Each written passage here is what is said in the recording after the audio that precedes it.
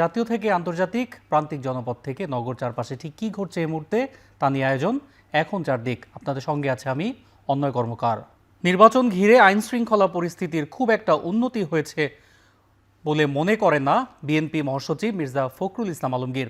এছাড়া অবৈধ অস্ত্র উদ্ধার করতে না পারা সরকারের জন্য ব্যর্থতা বলেও মন্তব্য করেন তিনি। সকালে ঠাকুরগাঁওয়ে নিজ বাসভবনে সাংবাদিকদের সঙ্গে আলাপে এ কথা জানান বিএনপি মহাসচিব। এ সময় বিএনপি মহাসচিব বলেন, গণভোটের বিষয়ে প্রচারের দায়িত্ব বিএনপির নয়, জনগণ যা চাইবে তাই হবে বলেও মন্তব্য করেন মির্জা ফখরুল। এদিকে ক্রিকেট বিশ্বকাপে বাংলাদেশের খেলা ও মোস্তাফিজ ইস্যুতে বিসিবির পদক্ষেপের সঙ্গে বিএনপি একমত বলেও জানান তিনি। বলেন, ক্রিকেটের সাথে আন্তর্জাতিক রাজনীতি জড়িত, ভারত যা করেছে সেটা বাংলাদেশের জন্য অপমানজনক।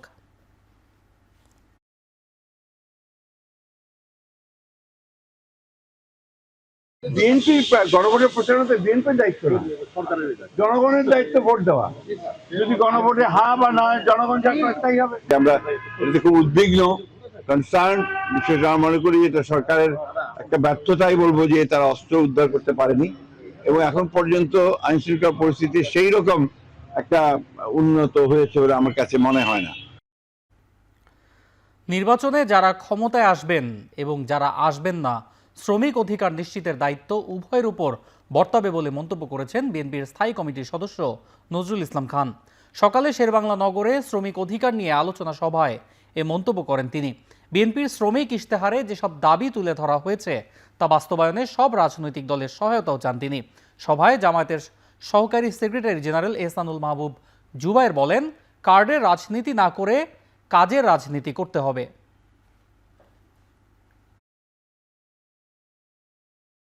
গোটা রাষ্ট্র রাজনীতিতে আজ থেকে ২-২.৫ দশক আগেও শ্রমিক, শ্রমজীবী মানুষ এবং তার দাবি, তার লড়াইয়ের যে তার এজেন্ডাগুলো রাজনৈতিক দলগুলোকে যে গুরুত্ব দিয়ে বিবেচনা করতে হতো, গত ১.৫-২ দশকে সেই গুরুত্ব দিয়ে বিবেচনা করা হয় না।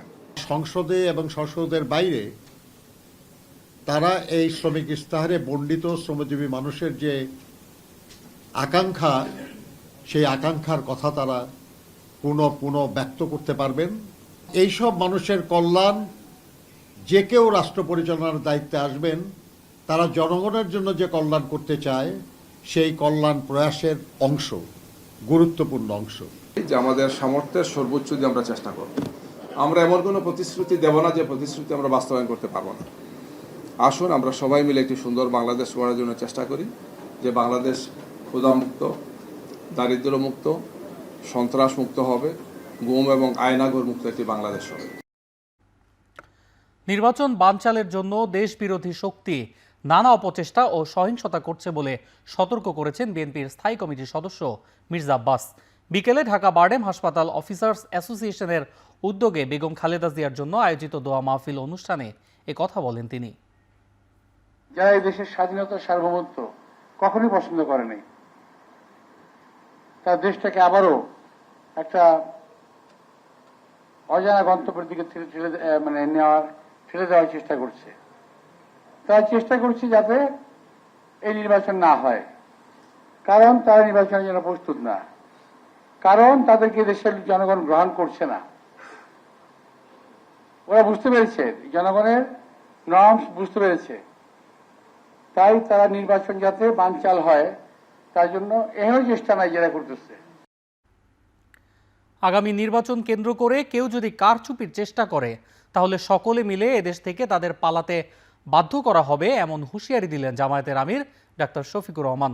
সন্ধ্যায় রাজধানীর চীন মৈত্রী সম্মেলন কেন্দ্রে সশস্ত্র বাহিনীর অবসরপ্রাপ্ত কর্মকর্তাদের সঙ্গে মতবিনিময় সভায় তিনি বলেন, বিগত 3টি নির্বাচনের মতো বোঝা পড়ার কোনো ভোট দেখতে চায় না জাতি।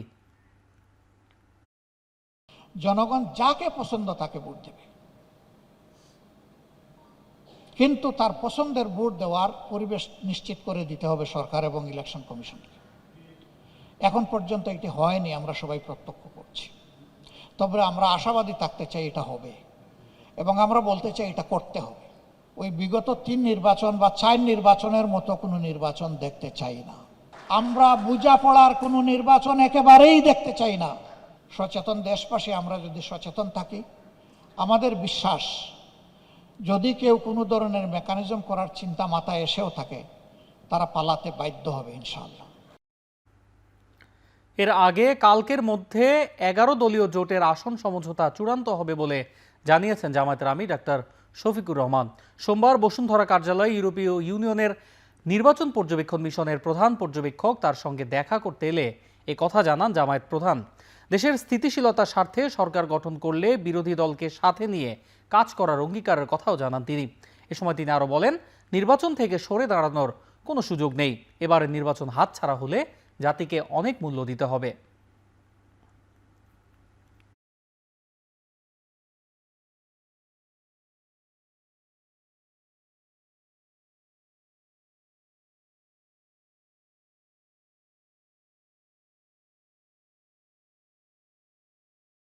আমাদের এই সমঝোতা সম্পন্ন হয়েছে কিনা, না হলে কখন হবে, আমরা তাদেরকে বলেছি ইনশাল্লাহ আগামীকালকের মধ্যে এটা একটা ফাইনাল শেপ পাবে। যদি জামাতে ইসলামী দেশ পরিচালনার সুযোগ পায় তার সঙ্গীদেরকে নিয়ে, আমরা দেশবাসীর প্রতি আল্লাহর প্রতি কৃতজ্ঞ থাকব এবং চেষ্টা করব আমাদের উপর অর্পিত দায়িত্বের আমানতের বোঝা সঠিকভাবে বহন করার, আমানত রক্ষা করার। যে বিশ্বের সবগুলা শান্তিকামী, সভ্য এবং গণতান্ত্রিক রাষ্ট্র যেগুলো আছে সবার সাথেই আমাদের সম্পর্ক থাকবে, বন্ধুত্বের সম্পর্ক।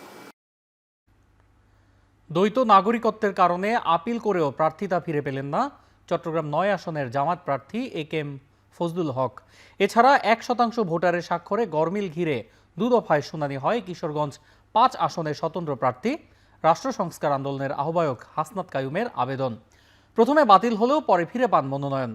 আপিল শুনানির তৃতীয় দিনে নিষ্পত্তি হয়েছে 71টি আবেদন। এর মধ্যে প্রার্থিতা ফিরে পেয়েছেন 41 জন, আর বাতিল 25 জনের মনোনয়ন। অপেক্ষমান 4টির শুনানি আর 1টি প্রত্যাহার করে নেওয়া হয়েছে।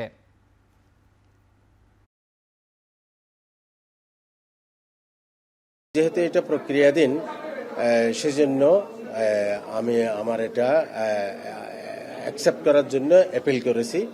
তো এই অ্যাপিলেও তারা যেহেতু সিএলএন নাই, সেজন্য তারা অ্যাকসেপ্ট করে নাই। নির্বাচন কমিশনকে দায়িত্ব দেওয়া হয়েছে অনলি শুধু আপনারা নির্বাচন অনুষ্ঠিত করবেন। সেইখানে যদি কোনো আইনের হেল্প লাগে, দেশের আইন ব্যবস্থা সংসদে আসতে হবে আপনাকে। 2 জনকে এই নির্বাচন কমিশনের সামনে উপস্থিত করাই এবং নির্বাচন কমিশন তাদেরকে দেখে তাদের আসলে পরীক্ষা করে এই সিদ্ধান্ত নিয়েছে যে আসলে আপিলটা তারা অ্যালাউ করেছে, আমাকে এই নির্বাচনে অংশ নেওয়ার সুযোগ দিয়েছে। ভোটারদের যে গোপনীয়তার ব্যাপারটা, সেটা কিন্তু এখানে চরমভাবে লঙ্ঘিত। তা আমার কাছে মনে হচ্ছে এটা আমাদের সংবিধানের সাথেও সাংঘর্ষিক।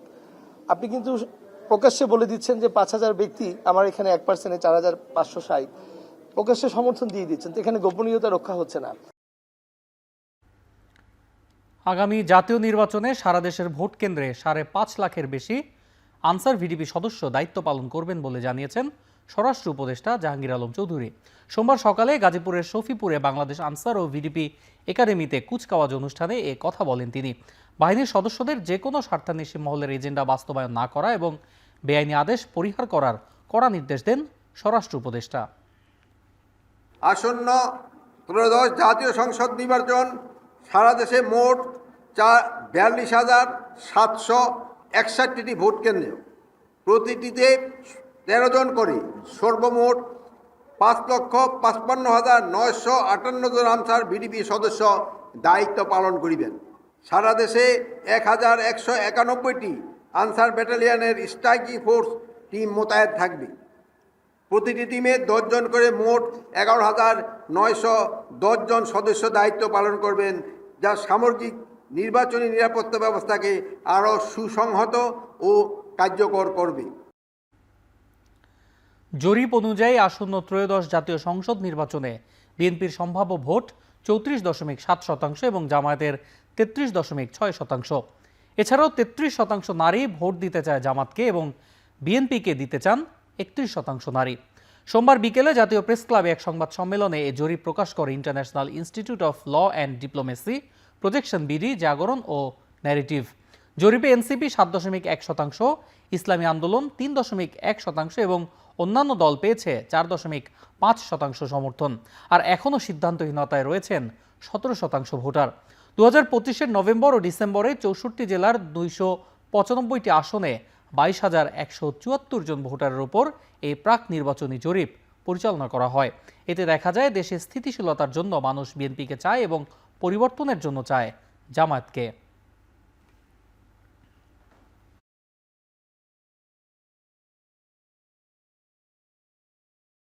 বিএনপির পক্ষে বলেছেন এখানে 34.7%, এবং আমাদের এটা হচ্ছে কনফিডেন্সিয়াল ইন্টারভাল হচ্ছে 95%, আর মার্জিন অফ এরর হচ্ছে 0.93%। আমরা আগে বলেছি। এবং বিএনপির ক্ষেত্রে আমরা এখানে দেখেছি 34.7%, এবং জামাতের ক্ষেত্রে দেখেছি এখানে 33.6%, এবং আনডিসাইডেড ছিল এখানে 17%, এবং এনসিপির পক্ষে আমরা এখানে দেখেছি 7.1%, এবং আদার্স পলিটিক্যাল পার্টিগুলো যাদের পার্সেন্টেজ অন বা তারও নিচে, এটা সব সম্মিলিতভাবে 4.5%, এবং ইসলামী আন্দোলনের ক্ষেত্রে আমরা এখানে দেখেছি 3.1%। বিগত 3 নির্বাচন নিয়ে গঠিত তদন্ত কমিটির প্রতিবেদন প্রধান উপদেষ্টার কাছে হস্তান্তর করা হয়েছে। এসব নির্বাচনে অনিয়মের সঙ্গে পুলিশ, জনপ্রশাসন, সেনাবাহিনীর একটি অংশ জড়িত ছিল বলে জানিয়েছে তদন্ত কমিশন। ক্ষমতায় টিকে থাকতেই আওয়ামী লীগ তত্ত্বাবধায়ক ব্যবস্থা বাতিল করেছে বলেও জানানো হয়। 2014 সালে 153টি আসনে বিনা প্রতিদ্বন্দ্বিতায় এবং অবশিষ্ট 147টিতে প্রতিদ্বন্দ্বিতার নির্বাচন ছিল সম্পূর্ণ সাজানো এবং সুপরিকল্পিত। 3টি নির্বাচনের অভিনব পরিকল্পনা রাষ্ট্রের সর্বোচ্চ পর্যায়ের সিদ্ধান্ত অনুযায়ী হয়। বাস্তবায়নে পুলিশ, প্রশাসন, নির্বাচন কমিশন, গোয়েন্দা সংস্থার একটি অংশ রাষ্ট্রীয়ভাবে ব্যবহৃত হয়।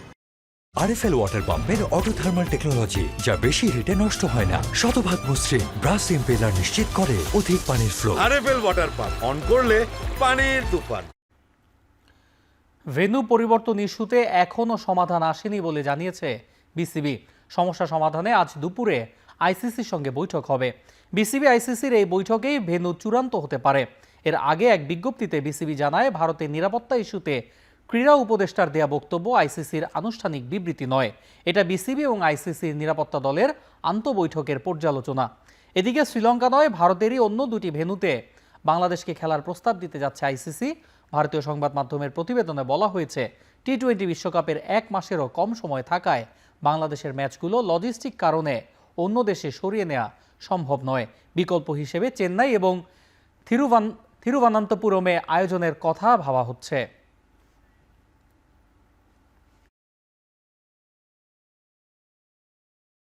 আইসিসির যে সিকিউরিটি টিম আছে, সিকিউরিটি দায়িত্বে যারা আছে, তারা একটা চিঠি দিয়েছে। সেই চিঠিতে বলা হয়েছে 3টা জিনিস হলে বাংলাদেশ টিমের নিরাপত্তা আশঙ্কা বাড়বে। একটা হচ্ছে বাংলাদেশ টিমে যদি মুস্তাফিজ অন্তর্ভুক্ত হয়। 2 হচ্ছে বাংলাদেশ যে দলের যে সমর্থকরা আছে, ওনারা যদি বাংলাদেশের জাতীয় যে জার্সি আছে, আমাদের ন্যাশনাল জার্সি আছে, এটা পরে যদি ঘোরাফেরা করে। আর 3rd হচ্ছে ইলেকশন যত এগিয়ে আসবে তত নাকি বাংলাদেশ দলের নিরাপত্তা আশঙ্কা বৃদ্ধি পাবে। চলতি অর্থ বছরে বার্ষিক উন্নয়ন কর্মসূচির আকার 30,000 কোটি টাকা কমিয়ে 2 লাখ কোটি টাকা নির্ধারণ করা হয়েছে। সোমবার বিকেলে পরিকল্পনা কমিশনের এনইসি সম্মেলন কক্ষে প্রধান উপদেষ্টার সভাপতিত্বে একনেক সভায় এ সিদ্ধান্ত নেওয়া হয়। সভা পরবর্তী সংবাদ সম্মেলনে পরিকল্পনা উপদেষ্টা অধ্যাপক ডক্টর ওয়াহিদুদ্দিন মাহমুদ বলেন, সবচেয়ে বেশি বরাদ্দ কমানো হয়েছে শিক্ষা ও স্বাস্থ্য খাতে। রাজনৈতিক অনিশ্চয়তা দূর হলে বিনিয়োগ বাড়বে। পাশাপাশি নতুন ক্রয় নীতি প্রকল্প বাস্তবায়নে গতি ফেরাবে বলেও উল্লেখ করেন তিনি। এছাড়াও মেট্রো রেলের 2 এবং 4 নম্বর রুট নির্মাণ কাজে বিদেশি দাতা গোষ্ঠী অর্থ দিতে প্রস্তুত বলেও জানান পরিকল্পনা উপদেষ্টা।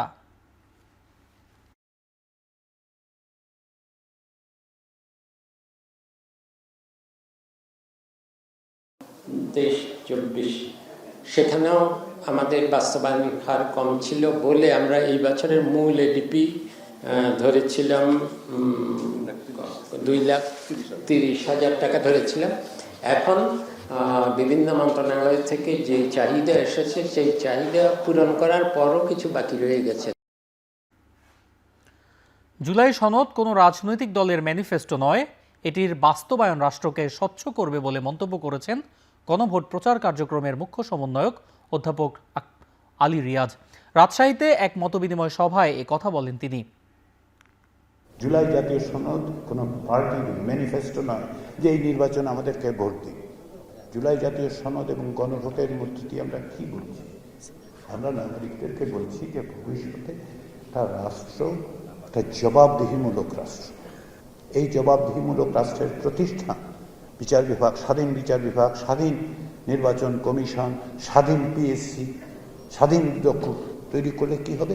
আমাদের রাষ্ট্রের জবাবদিহিতা এবং স্বচ্ছতা বাড়বে। আপনি যত স্বচ্ছ হবেন, যতক্ষণ পর্যন্ত আপনি না স্বচ্ছতা তৈরি করতে পারছেন প্রশাসনে, ততক্ষণ পর্যন্ত আপনার মনে রাখতে হবে যে বিভিন্নভাবে সেগুলি প্রভাবিত হবে। নির্বাচন নিয়ে আন্তর্জাতিক কোনো চাপ বা বাধা নেই, উল্টো আন্তর্জাতিক বিভিন্ন পক্ষ নির্বাচনের সহায়তার হাত বাড়িয়ে দিতে প্রস্তুত বলে জানিয়েছেন প্রধান উপদেষ্টার আন্তর্জাতিক বিষয়ক বিশেষ দূত লুৎফে সিদ্দিকী। বিকেলে চট্টগ্রামের ডিসি পার্কে ফুল উৎসবে গণভোটের প্রচার ও ভোটার উদ্বুদ্ধকরণ কর্মসূচির উদ্বোধনী অনুষ্ঠানে কথা বলেন তিনি। দেখেন, এটা পজিটিভ না দেখে আর কোনো উপায় নাই। আপনি কে চায় না যে একটা ফ্রি এন্ড ফেয়ার ইলেকশন হয়? কে তো না, চাপ তো নয়, বরঞ্চ এটাতেও অনেক আগ্রহ আছে। অন্তর্বর্তী সরকার সংস্কারের নামে যতটুকু করেছে বাস্তবে প্রায় সব ক্ষেত্রেই তা লক্ষ্যভ্রষ্ট হয়েছে বলে দাবি করেছেন টিআইবির নির্বাহী পরিচালক ডক্টর ইফতেখারুজ্জামান। সোমবার সকালে অন্তর্বর্তী সরকারের সংস্কার বিমুখিতা নিয়ে এক সংবাদ সম্মেলনে তিনি আরও বলেন, অন্তর্বর্তী সরকার জুলাই সনদ লঙ্ঘন করে পরবর্তী সরকারকে লঙ্ঘনের পথ দেখিয়েছে। সোমবার সকালে অন্তর্বর্তী সরকারের সংস্কার বিমুখিতা নিয়ে এক সংবাদ সম্মেলনে তিনি আরও বলেন, অন্তর্বর্তী সরকার জুলাই সনদ লঙ্ঘন করে পরবর্তী সরকারকে লঙ্ঘনের পথ দেখিয়েছে। প্রস্তাবিত পুলিশ কমিশন মূলত বাহিনীটি যেন ক্ষমতার অপব্যবহার করতে না পারে সে বিষয়টি পর্যবেক্ষণ করবে বলে মনে করেন এই নির্বাহী পরিচালক। আমলাতান্ত্রিক নিয়ন্ত্রণের সুযোগ তৈরি করা না হলে এটি ভালো আইন হতে পারত বলেও মন্তব্য করেন তিনি। এছাড়াও জবাবদিহিতা তৈরি করতে দুদক ব্যর্থ হয়েছে বলে অভিযোগ করেন টিআইবির নির্বাহী পরিচালক।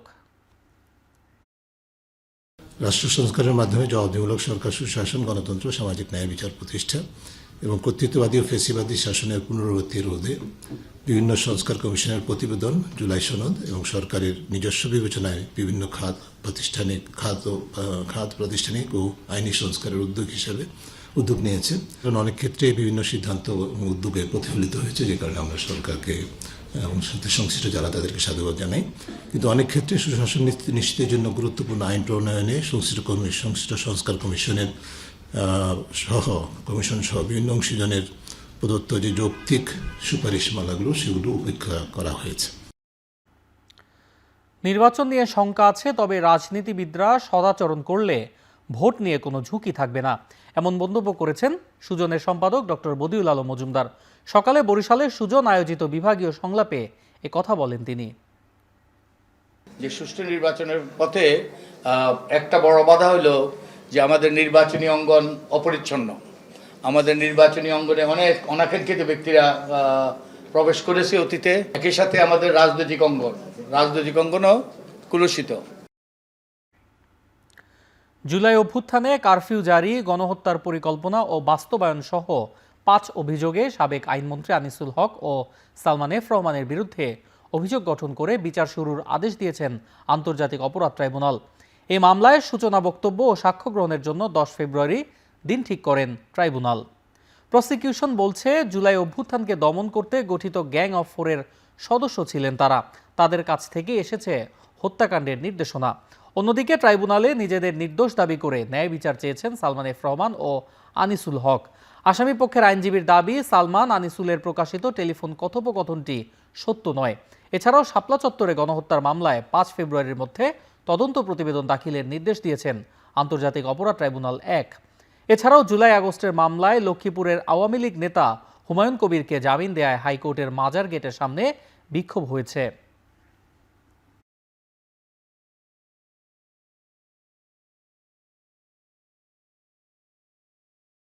22 জুলাই, 28 জুলাই, 4 আগস্ট এবং 5 আগস্ট মোট 30 জনকে হত্যার সাথে তাদের সংশ্লিষ্টতার অভিযোগে চার্জ গঠন করা হয়েছে। তারা নির্দোষ দাবি করে বিচার চেয়েছেন এবং আগামী 10 ফেব্রুয়ারি বিচারের দিন ধার্য হয়েছে। যে এলিগেশন করে আনা হয়েছে, ওনারা তো আসলে কোনো সুপিরিয়র কমান্ড পজিশনে ছিলেন না, এবং টেলিফোন কনভারসেশন যেটা এখানে রেফার করা হয়েছে, ওনারা বলেছেন যে ওনারা কখনোই এই ধরনের কোনো কনভারসেশন করেন নাই। এটা যে কনভারসেশনটা তৈরি করা হয়েছে ওটা ওনারা চ্যালেঞ্জ করেন যে এটা অন্যভাবে তৈরি করা হয়েছে, হয়তো এআই জেনারেটেড। কক্সবাজারের টেকনাফ সীমান্তে মিয়ানমারের অভ্যন্তরীণ সংঘাতের প্রভাব পড়েছে বাংলাদেশেও। সোমবার সকালে সীমান্ত এলাকায় স্থলমাইন বিস্ফোরণে এক বাংলাদেশি জেলের পা উড়ে যাওয়ার ঘটনায় ছড়িয়ে পড়ে উত্তেজনা। খবর পেয়ে স্বজন ও এলাকাবাসী তাকে উদ্ধার করে কক্সবাজার সদর হাসপাতালে নিয়ে যায়। ঘটনার পরপরই প্রতিবাদে ফুঁসে ওঠেন স্থানীয়রা। সোমবার বেলা 12টা থেকে আধা ঘন্টা কক্সবাজার টেকনাফ মহাসড়কের লম্বাবিল এলাকা অবরোধ করে রাখেন তারা। অন্যদিকে রোববার মিয়ানমার থেকে উড়ে আসা গুলিতে শিশু আফনান আহত হওয়ার প্রতিবাদেও মানববন্ধন করে ক্ষুব্ধ এলাকাবাসী। এমন পরিস্থিতিতে টেকনাফ ও উখিয়া সীমান্ত জুড়ে সতর্ক অবস্থায় রয়েছে বিজিবি। মহাসড়কের বিভিন্ন পয়েন্টে সেনাবাহিনী, বিজিবি এবং পুলিশের সমন্বয়ে চলছে তল্লাশি। নজরদারি বাড়ানো হয়েছে রোহিঙ্গা ক্যাম্পগুলোতেও।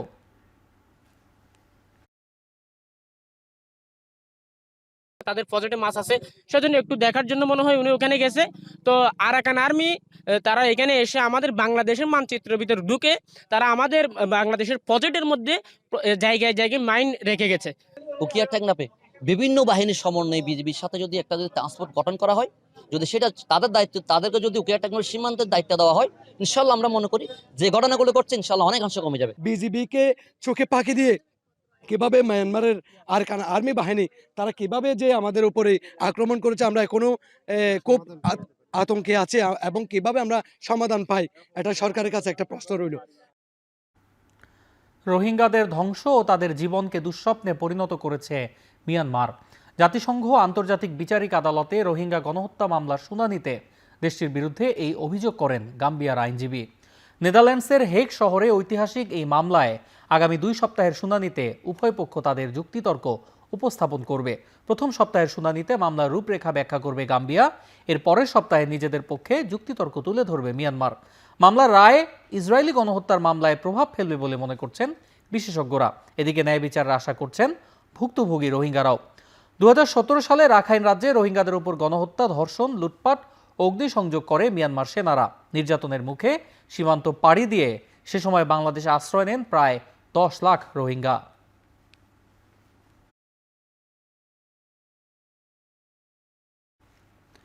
অনৈতিক প্রস্তাবে রাজি না হওয়ায় বনশ্রীর স্কুল ছাত্রীকে হত্যা করেছে প্রধান অভিযুক্ত মিলন। সন্দেহভাজন দোকান কর্মচারী মিলনকে গ্রেপ্তারের পর এমন তথ্য জানিয়েছে র্যাব। র্যাব বলছে, প্রাথমিক জিজ্ঞাসাবাদে হত্যার বিষয় স্বীকারোক্তি দিয়েছে মিলন। তার ভাষ্য, হোটেল মালিক সজীব মিয়ার ছোট মেয়ে ফাতেমার সঙ্গে তার 1 মাসের প্রেমের সম্পর্ক ছিল। এর মধ্যেই 2 মেয়েকে ঢাকায় রেখে স্ত্রী, ছেলে ও ছেলের বউ সহ গ্রামের বাড়ি হবিগঞ্জে যান হোটেল মালিক সজীব মিয়া। ফাঁকা বাড়িতে সুযোগ পেয়ে গেল শুক্রবার রাতে খাবার খেতে এসে ফাতেমাকে অনৈতিক প্রস্তাব দেয় মিলন। তার এমন প্রস্তাবে অস্বীকৃতি জানিয়ে উল্টো গালমন্দ করে ফাতেমা। এতেই ক্ষিপ্ত হয়ে পরদিন শনিবার দুপুরে ধারালো দা দিয়ে গলায় জখম করে হত্যা করা হয় ফাতেমাকে।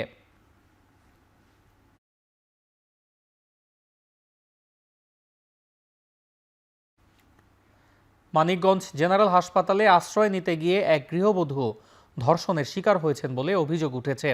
এ ঘটনায় 2 আনসার সদস্যকে আটক করেছে পুলিশ। পুলিশ ও ভুক্তভোগী জানান, রোববার রাতে স্বামীর নিজস্ব ব্যাটারি চালিত ভ্যানে নারায়ণগঞ্জ থেকে মানিকগঞ্জের বেতিলায় নানার বাড়ি যাচ্ছিলেন গৃহবধূ। রাত 3টার দিকে ভ্যানের চার্জ শেষ হয়ে যাওয়ায় তারা সদর হাসপাতালে আশ্রয় নেন। এ সময় হাসপাতালের নিরাপত্তার দায়িত্বে থাকা 2 আনসার সদস্য তাদেরকে জিজ্ঞাসাবাদ করে। পরে তারা হাসপাতালের একটি ভবনের নিচতলায় স্বামীকে রেখে গৃহবধূকে উপরে নিয়ে যায়। এরপর তাকে ধর্ষণ করা হয় বলে অভিযোগ করেন ভুক্তভোগী গৃহবধূ। পরে তাকে হাসপাতালে ভর্তি করা হয়। বিষয়টি জানাজানি হলে 2 জনকে আটক করে পুলিশ। 2 জন আনসার সদস্য এই হসপিটালের নিরাপত্তার দায়িত্বে ওরা ছিল। এই তাদের কর্তৃকই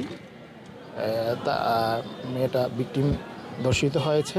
ওই মেয়ের দেওয়া তথ্য অনুযায়ী তাদের 2 জনকে তাৎক্ষণিকভাবে আমাদের পুলিশ হেফাজতে নেওয়া হয়েছে।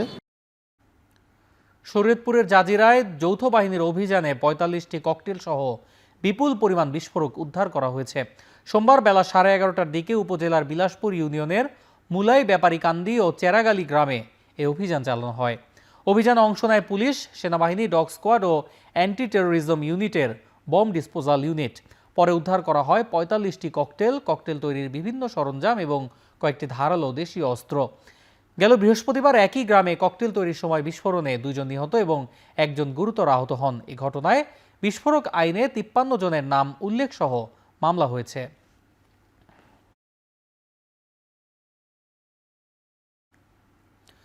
পূর্ব শত্রুতার জেরে নারায়ণগঞ্জে এক যুবককে কুপিয়ে হত্যা করেছে দুর্বৃত্তরা। সোমবার রাত 8টায় শহরের ফতুল্লায় ইসদাইর এলাকায় সড়কে প্রকাশ্যে তাকে কুপিয়ে হত্যা করে পালিয়ে যায় দুর্বৃত্তরা। নিহত যুবক পেশায় বাবুর্চি। নিহতের ছেলের অভিযোগ, 1 মাস আগে তুচ্ছ ঘটনা কেন্দ্র করে রাজ্জাক নামের একজন ঝগড়ার এক পর্যায়ে তার পায়ে ছুরিকাঘাত করে। ধারণা করা হয় রাজ্জাকই এ হত্যার সাথে জড়িত।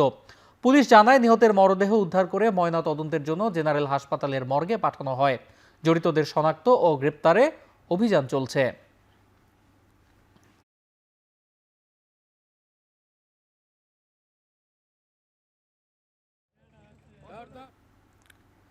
বিয়ের অনুষ্ঠানে দাওয়াত দেয়া নিয়ে ব্রাহ্মণবাড়িয়ায় 2 পক্ষের সংঘর্ষে জিতু মিয়া নামে এক সাবেক ইউপি সদস্য নিহত হয়েছেন। সোমবার বিকেলে নাসিরনগর উপজেলার ধর্মমণ্ডল গ্রামের মসজিদ বাজার এলাকায় এ ঘটনা ঘটে। নিহত জিতু ধর্মমণ্ডল ইউনিয়ন পরিষদের সাবেক সদস্য। এ ঘটনায় আহত হয়েছেন আরও 15 জন। স্থানীয়রা জানায় আধিপত্য বিস্তার নিয়ে সাবেক ইউপি সদস্য জিতুর সঙ্গে স্থানীয় রমজান মেম্বারের বিরোধ ছিল।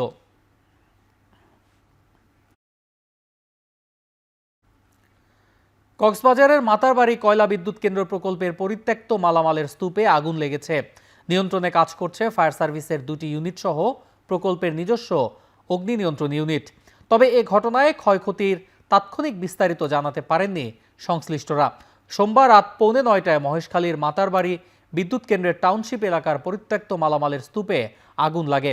ফায়ার সার্ভিস জানায় রাতে বিদ্যুৎ কেন্দ্রের পরিত্যক্ত ময়লার স্তূপে আকস্মিক আগুন দেখতে পান তারা। এতে মুহূর্তেই আগুন ছড়িয়ে পড়ে। পরে ফায়ার সার্ভিসের 2টি ইউনিট ঘটনাস্থলে পৌঁছে আগুন নিয়ন্ত্রণে কাজ শুরু করে। আগুন পুরোপুরি নিয়ন্ত্রণে না এলেও ঝুঁকিমুক্ত করা সম্ভব হয়েছে বলে জানায় ফায়ার সার্ভিস।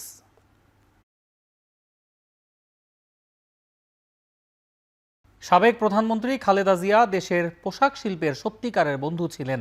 সোমবার রাজধানীর উত্তরায় পোশাক মালিকদের সংগঠন বিজিএমই আয়োজিত খালেদা জিয়ার জন্য আয়োজিত শোক সভায় বক্তারা কথা বলেন। পোশাক শিল্পে খালেদা জিয়ার অবদান সবসময় শ্রদ্ধা ভরে স্মরণ রাখা হবে বলেও মন্তব্য করেন সংগঠনটির নেতারা। বিজিএমই এর ভারপ্রাপ্ত সভাপতি সেলিম রহমান বলেন, 90-এর দশকের শুরুতে বেগম খালেদা জিয়া বড় বড় সুযোগ সুবিধা ও নগদ প্রণোদনা দিয়ে এই শিল্পের পথ চলা সহজ করে দিয়েছিলেন। শোক সভায় খালেদা জিয়ার জীবন ও কর্মের উপর ভিত্তি করে একটি বিশেষ ভিডিও ডকুমেন্টারি প্রদর্শন করা হয়। আলোচনা সভা শেষে খালেদা জিয়ার বিধেয়ী আত্মার শান্তি এবং দেশ ও জাতির কল্যাণ কামনা করে বিশেষ মোনাজাত পরিচালনা করা হয়।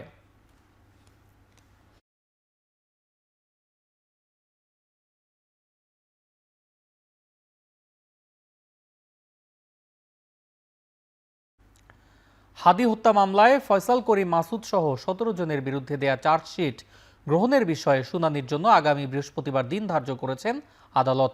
ঢাকার অতিরিক্ত চিফ মেট্রোপলিটন ম্যাজিস্ট্রেট জসিদা ইসলাম এই দিন ধার্য করেন। সোমবার মামলা চার্জশিট গ্রহণের দিন ধার্য ছিল। মামলার বাদী ইনকিলাব মঞ্চের সদস্য সচিব আব্দুল্লাল জাবের আদালতে উপস্থিত হয়ে আইনজীবী নিয়োগ করেন। এরপর চার্জশিট পর্যালোচনার জন্য মামলার বাদী আদালতের কাছে সময় প্রার্থনা করেন। পরে আদালত সময়ের আবেদন মঞ্জুর করে আগামী 15 জানুয়ারি নতুন দিন ধার্য করেন। চার্জশিটের 17 আসামির মধ্যে 11 জন কারাগারে আটক রয়েছে, বাকি 6 জন পলাতক।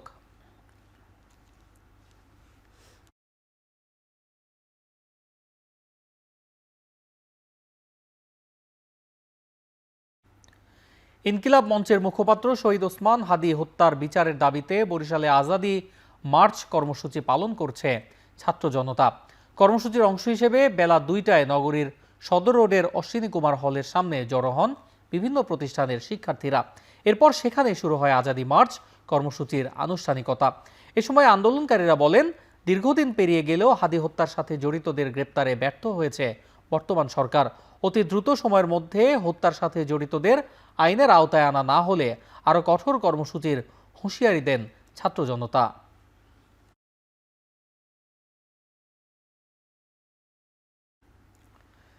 জাতীয় পার্টি সহ 14 দল ও এনডিএফ জোটের প্রার্থীদের প্রার্থিতা বাতিলের দাবিতে দুদিনের কর্মসূচি ঘোষণা করেছে জুলাই ঐক্য। সোমবার দুপুরে ঢাকা বিশ্ববিদ্যালয়ের মধুর ক্যান্টিনে আয়োজিত এক সংবাদ সম্মেলনে এই কর্মসূচির ঘোষণা দেওয়া হয়। কর্মসূচির মধ্যে রয়েছে আগামী 13 জানুয়ারি দুপুরে নির্বাচন কমিশনের উদ্দেশ্যে মার্চ টু ইসি। এছাড়া 14 জানুয়ারি দেশের সব বিভাগীয় শহরে বিভাগীয় নির্বাচন কমিশন কার্যালয়ের সামনে মার্চ ও স্মারকলিপি প্রদান করা হবে। সংবাদ সম্মেলনে বলা হয়, তাদের প্রার্থিতা বাতিল না হলে নির্বাচন প্রশ্নবিদ্ধ হবে।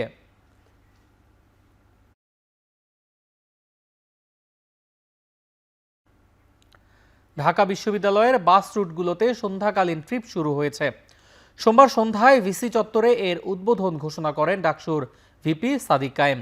এ সময় তিনি বলেন, এর মাধ্যমে অনাবাসিক ও নারী শিক্ষার্থীদের যাতায়াত সমস্যা লাঘব হবে। ইশতেহারে উল্লেখ করা প্রতিটি কাজ বাস্তবায়নে কাজ করছে ডাকসু উল্লেখ করে তিনি বলেন, গেল 4 মাসে 197টি কাজ সম্পন্ন করা হয়েছে। এদিকে সমস্যার সমাধান হওয়াতে খুশি শিক্ষার্থীরা।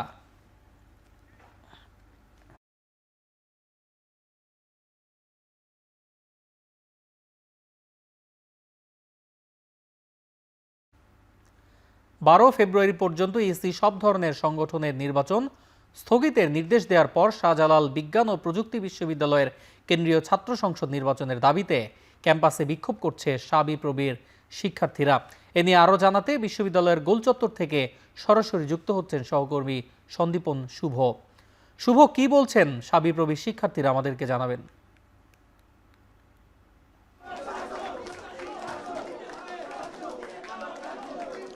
অন্যয় দেখুন, দীর্ঘ 28 বছর পর 20 জানুয়ারি ডাকসু নির্বাচন অনুষ্ঠিত হওয়ার কথা, কিন্তু আজকেই ইসি সিদ্ধান্ত দিয়েছেন যে 12 ফেব্রুয়ারি যেহেতু জাতীয় সংসদ নির্বাচন, সেই 12 ফেব্রুয়ারি পর্যন্ত দেশে সকল সংগঠনের নির্বাচন কিন্তু স্থগিত রাখার জন্য বলা হয়েছে। এবং এই সিদ্ধান্ত শোনার পর থেকেই কিন্তু আজকে আমরা দেখেছি যে রাত 11টা থেকেই শিক্ষার্থীরা বিক্ষুব্ধ হন এবং সকল প্যানেল, এখানে বলা চলে ছাত্রদল, ছাত্র শিবির, ছাত্র আন্দোলন সহ যতগুলো প্যানেল ছিল এবং বৈষম্য বিরোধী ছাত্র আন্দোলন সহ সবাই কিন্তু আজকে একযোগে তারা বলছেন যে আসলে সেই 20 জানুয়ারি নির্বাচন হতে হবে।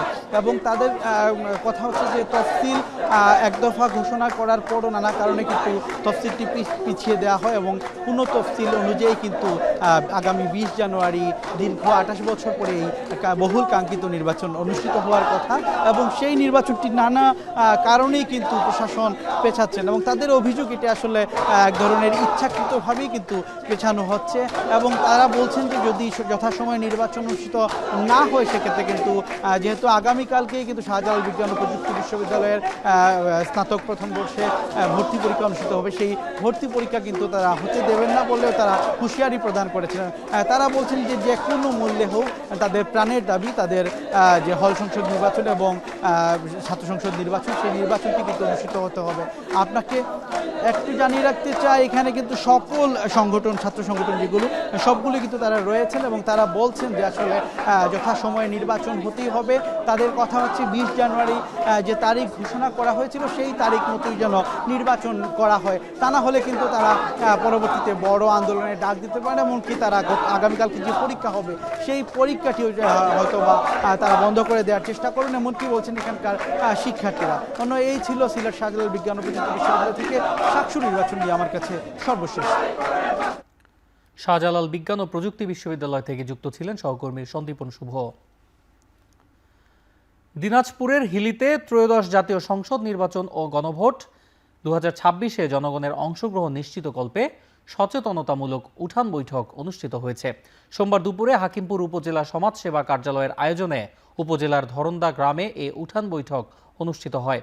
কিভাবে গণভোট প্রয়োগ করতে হবে এবং গণভোটে অংশগ্রহণ করলে দেশের শাসনের ভারসাম্য ফিরে আসবে, এসব বিষয়ে সচেতন করা হয় ভোটারদের।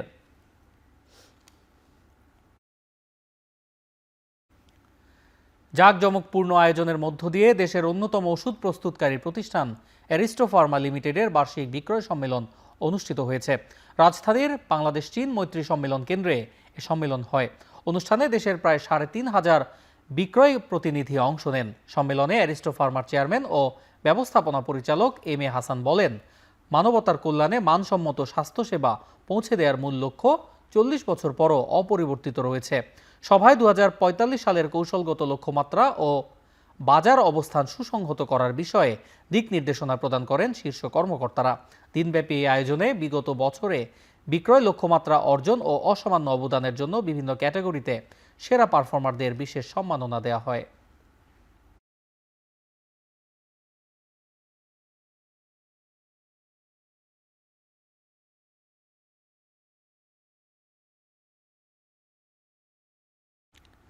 এক সিগন্যাল এক জেলা একসাথে পথ চলা প্রতিপাদ্যে অনুষ্ঠিত হলো মৌলভীবাজার কেবল সিস্টেমসের যুগপূর্তি ও বার্ষিক সাধারণ সভা। দুপুরে মৌলভীবাজার শহরে একটি রেস্টুরেন্টের হলরুমে জেলার সর্ববৃহৎ এই কেবল অপারেটরের যুগপূর্তি বার্ষিক সাধারণ সভা অনুষ্ঠিত হয়। সভায় প্রধান অতিথি ছিলেন জেলার চেম্বার অফ কমার্সের নবনির্বাচিত চেয়ারম্যান হাসান আহমেদ জাবেদ সহ কেবল অপারেটর্স অ্যাসোসিয়েশনের কেন্দ্রীয় সহ সাংগঠনিক সম্পাদক শওকত হোসেন এলিন। উৎসবমুখর পরিবেশে কেক কেটে উদযাপন করা হয় যুগপূর্তির আয়োজন। সাধারণ সভায় বিভিন্ন উপজেলার কেবল অপারেটর প্রতিষ্ঠানের পরিচালকরাও অংশ নেন। এ সময় মৌলভীবাজার কেবল সিস্টেমসের ব্যবস্থাপনা পরিচালক মুছাব্বির আলী মুন্না উপস্থিত ছিলেন।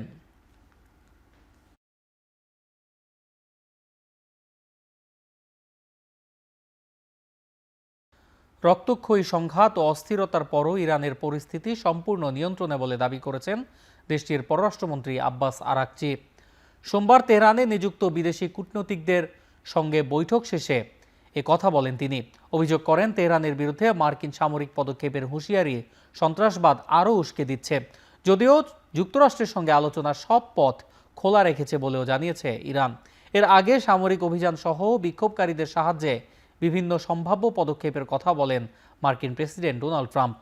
এরই মধ্যে বিক্ষোভকারীদেরকে অস্ত্র সরবরাহের ফুটেজ সংগ্রহের দাবিও করেছে তেহরান। এদিকে পরিস্থিতি স্বাভাবিক হতে থাকায় শিগগিরই দেশে ইন্টারনেট সংযোগ ফিরিয়ে দেওয়ার কথা ভাবছে ইরান সরকার।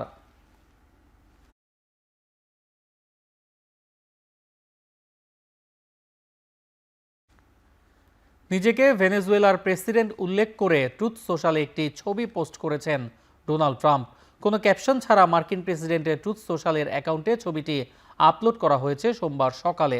ছবিটির ধরন উইকিপিডিয়ায় ব্যক্তি পরিচিতির মতো, যেখানে দেখা যাচ্ছে ট্রাম্পের পরিচয় নিচে লেখা ভারপ্রাপ্ত প্রেসিডেন্ট ভেনেজুয়েলা, আর তারিখের জায়গায় লেখা জানুয়ারি 2026। এর পরের সারিতে আছে যুক্তরাষ্ট্রের 45 ও 47তম প্রেসিডেন্ট হিসেবে তার পরিচিতি। এরই মধ্যে সামাজিক মাধ্যমে সাড়া ফেলেছে ট্রাম্পের ওই ছবি। ট্রুথ সোশ্যালে এই পোস্টটি শেয়ার করেছেন কয়েক হাজার মানুষ। মাদুরোকে তুলে আনার পর ভেনেজুয়েলার শাসন ব্যবস্থা সম্পর্কে একাধিকবার প্রশ্ন করা হয় ট্রাম্পকে। বরাবরই দাবি করেছেন ভেনেজুয়েলার নেতৃত্ব এখন তার দায়িত্বে। যুক্তরাষ্ট্রের হাওয়াইতে কিলাউয়া আগ্নেয়গিরির দুটি জ্বালামুখ থেকে শুরু হয়েছে লাভার উদগীরণ। উজ্জ্বল লাল কমলা লাভা তীব্র ধোঁয়া ও ছাইয়ে ছেয়ে গেছে আশপাশের এলাকা। শনিবার লাভার ফোয়ারা 20 ফুট পর্যন্ত উঁচুতে উঠতে দেখা গেছে। সাধারণত 12 ঘন্টা স্থায়ী হয় এই লাভার উদগীরণ, তবে ক্ষেত্রবিশেষ এই প্রক্রিয়া থেমে থেমে 2 সপ্তাহ পর্যন্ত দীর্ঘায়িত হতে পারে। মার্কিন ভূতাত্ত্বিক জরিপ সংস্থা জানিয়েছে বর্তমানে কিলাউয়া আগ্নেয়গিরিটি স্বাভাবিকের চেয়ে বেশি সক্রিয় বা অস্থির অবস্থায় আছে, আর লাভার কালার কোড কমলা থাকায় ধারণা করা হচ্ছে আগামী বুধবার পর্যন্ত আরও অগ্ন্যুৎপাতের সম্ভাবনা আছে। বিশ্বের সবচেয়ে সক্রিয় আগ্নেয়গিরিগুলোর একটি এই কিলাউয়া। 2024-এর 23 ডিসেম্বর থেকে পর্যায়ক্রমে এখনও ঘন ঘন অগ্ন্যুৎপাত দেখা গেছে।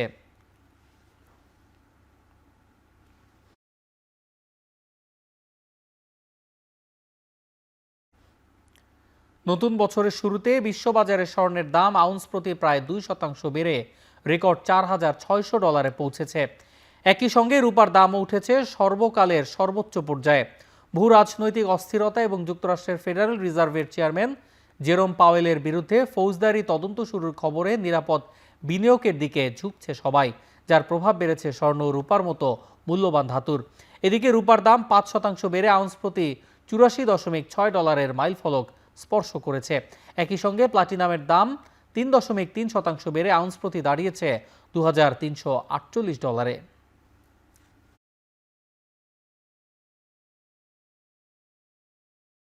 শেষ করছি এখন চারদিক। এখন টেলিভিশন ওয়েবসাইটে দেখতে ভিজিট করুন www.ekhon.tv, ফেসবুকে দেখতে ভিজিট করুন facebook.com/tv.ekhon, ইউটিউবে দেখতে ভিজিট করুন youtube.com/c/ekhon tv।